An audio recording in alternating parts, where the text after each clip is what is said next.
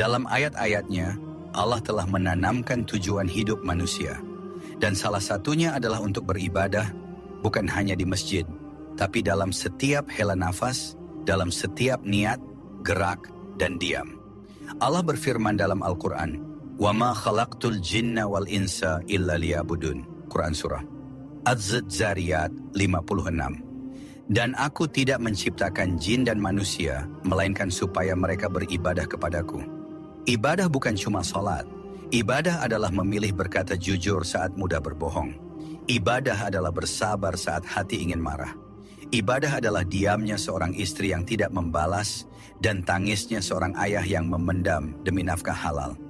Rasulullah pun bersabda, sesungguhnya dunia ini adalah tempat persinggahan, bukan tempat tinggal abadi. Beramallah seolah engkau akan mati esok hari. Hadis riwayat Ibnu Majah. Kita dicipta untuk mengenalnya, mengabdi padanya, dan menjadikan hidup ini jembatan menuju keabadian yang sejati. Namun kita ini pelupa, seringkali sibuk dengan dunia, hingga lupa siapa yang memberi dunia itu. Kita kejar jabatan, tapi lupa bahwa kelak tanah pun tak menanyakan jabatan. Kita kejar pujian, padahal yang kita butuhkan adalah ampunan. Namun meski sering lupa, Allah tak pernah lupa. Meski kita lalai, Dia tak pernah alpa. Dia tetap menyambut siapapun yang ingin kembali. Inilah awal perjalanan kita. Sebuah jalan panjang untuk mengenali 5 tujuan hidup yang ditanamkan Al-Quran. Bukan agar kita takut, tapi agar kita tahu untuk apa kita hidup. Agar kita berhenti tersesat dalam dunia dan mulai melangkah menuju cahaya.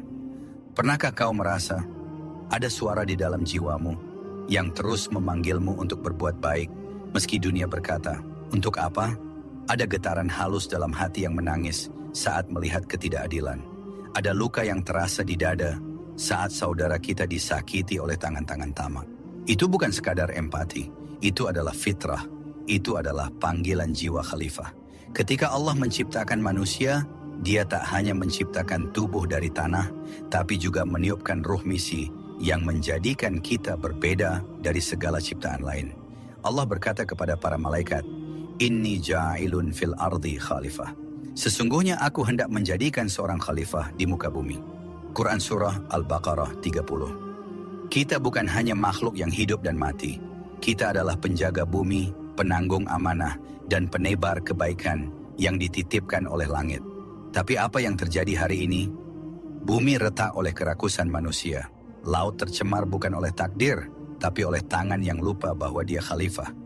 Kita hidup seolah bumi ini milik kita. Padahal kita hanyalah penjaga sementara, bukan pemilik abadi. Menjadi khalifah bukan berarti berkuasa. Menjadi khalifah berarti bertanggung jawab terhadap bumi, terhadap sesama manusia, terhadap anak-anak yang kelak akan hidup dari warisan kita hari ini. Tujuan hidup kita bukan sekadar hidup untuk diri sendiri, tapi hidup untuk menjadi sebab kebaikan bagi lingkungan, bagi tetangga yang lapar, bagi anak yatim yang menangis dalam diam, bagi seorang ibu yang memeluk sepi. Tugas kita adalah menebar kebaikan seperti hujan, tak pernah memilih di mana ia jatuh, tapi selalu memberi hidup dimanapun ia tiba. Kadang kita berpikir, hidup ini cuma soal pahala dan dosa, surga dan neraka, amal baik dan maksiat. Padahal, lebih dalam dari itu, ada sesuatu yang tak bisa dihitung dengan angka amal, ridha Allah.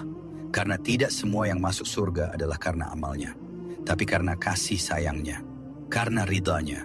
Hidup bukan tentang menjadi sempurna, tapi tentang menjadi lebih dekat, lebih tulus, lebih jujur dalam mengharapnya. Al-Quran tak hanya memanggil manusia menuju surga, tapi lebih tinggi dari itu, menuju wajah Allah yang maha mulia.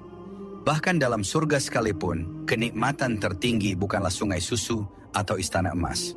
Tapi ketika Allah berkata, radhiyallahu anhum wa radu anhu, Allah ridha kepada mereka dan mereka pun ridha kepadanya. Quran Surah Al-Bayyinah 8. Itulah kebahagiaan yang sejati, bukan dicintai manusia, tapi dicintai olehnya. Pernahkah kamu menangis bukan karena gagal, tapi karena merasa jauh dari Tuhanmu? Pernahkah kamu merasa hidupmu kosong, padahal semua keinginanmu sudah tercapai? Itu karena jiwa ini tidak hanya butuh dunia, ia butuh arah, makna, dan pemiliknya. Banyak yang mencari ketenangan, tapi tidak tahu kemana harus pulang. Padahal Allah tak pernah jauh, kitalah yang pergi. Allah tidak menunggu kita sempurna. Dia hanya menunggu kita datang dengan air mata, dengan pengakuan, dengan segenap niat yang belum kuat, tapi ingin. Hidup ini bukan tentang menghindari neraka, tapi tentang kembali ke pelukan pencipta kita. Dalam keadaan dia ridha, dan kita pun ridha. Pernahkah kau bertanya, kenapa justru orang terdekatlah yang paling sering melukaimu? Mengapa hidup kadang dipenuhi orang-orang yang seolah hanya hadir untuk menguji kesabaranmu?